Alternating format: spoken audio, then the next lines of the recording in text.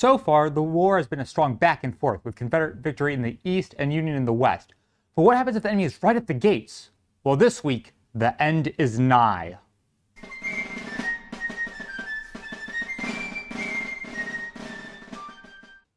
Let's first look at Tolahoma. On the 26th, full General Braxton Bragg realizes the feint against him and desperately tries to react, ordering his two main commanders, Lieutenant General Leonidas Polk and Lieutenant General William J. Hardee, to engage the enemy.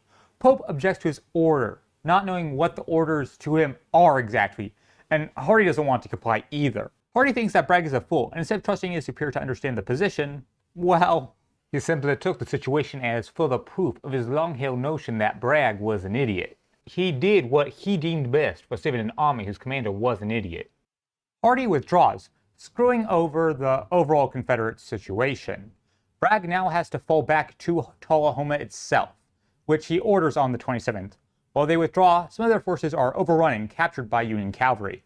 On the 28th, the newly named Lightning Brigade, or the Hatchet Brigade, under Colonel Wilder, executed a raid, destroying railroads, burning supplies, and capturing Confederate garrisons.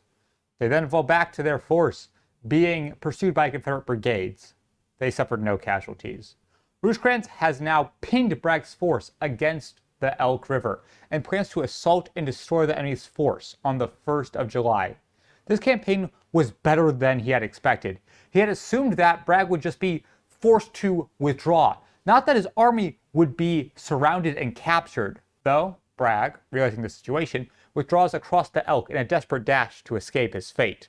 Rosecrans has done the impossible to secure the state without a battle.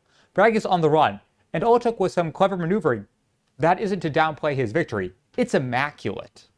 Now let's move to the east. The crossover into Pennsylvania is one of great destruction. The Army of Northern Virginia cares not for the livelihoods of the residents of the Union.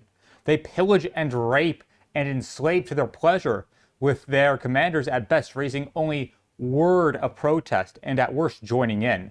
Their destruction is with prejudice. On the 26th, they torch an iron factory owned by the most radical of Republicans, Representative Thaddeus Stevens.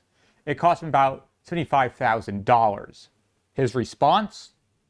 If finally the government shall be reestablished over our whole territory and not a vestige of slavery left, I shall deem it a cheap price. On the 27th, a cavalry skirmish at Fairfax Courthouse, which ends in a Confederate victory. On the 29th, skirmishes elsewhere at Hanover, a inclusive draw, at Sporting Hill, a Union victory, and in Westminster, a charge, a draw. But this really does matter. Both sides are massing near Gettysburg, Pennsylvania, and now Major General Jeb Stuart is behind schedule. Remember how at Chancellorsville Lee was without his right arm? Now he is without eyes. And what if he was without a head? Major General Joseph Hooker has been arguing with General-in-Chief Henry Halleck about troops and, in protest, offers his resignation, hoping to use it as leverage. He was not liked when he took over and is detested now for his failure at Chancellorsville. His resignation is accepted.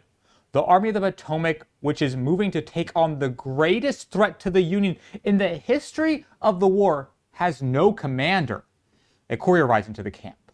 He asks for directions to General Meade's tent. It's 3 a.m. and the sun has not yet risen. Meade is handed the order. He is now commander of the Army of the Potomac. June 28th. A few days ahead of the climactic battle, there's a new leader. I liked Hooker. He was a good soldier. He was the strong head at Fredericksburg and a consistently competent commander. But Chancellorsville showed the nation he wasn't the best choice. Meade is a veteran all the way back to the Second Seminole War and has since performed admirably.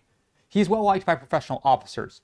But Sickles and Butterfield are fans of Hooker, and while Meade is good, he doesn't trust them like Hooker. That's where I'm ending the week. The fate of America is being decided in the small area of Gettysburg. And here I am in St. Louis. This is no place for a reporter. I will see you all soon, my friends, reporting from Gettysburg.